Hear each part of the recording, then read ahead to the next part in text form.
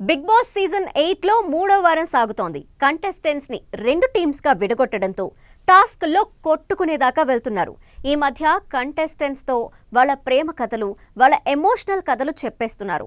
తాజాగా సోనియా తన ప్రేమ కథని చెప్పింది. నటి సోనియా బిగ్ బాస్ హౌస్ లో ప్రేరణతో మాట్లాడుతూ, నేను అతను కలిసి 3 ఏళ్లుగా పనిచేస్తున్నాం.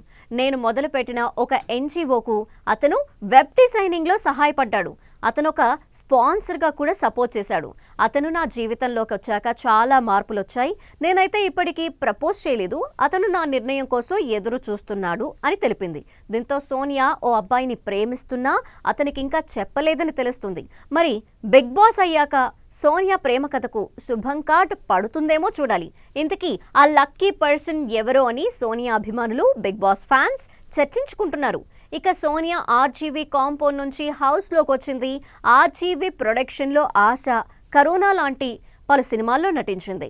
బిగ్ బాస్ నుంచి బయటకు వచ్చాక ఇంకా సినిమా ఛాన్స్లు వస్తాయేమో చూడాలి.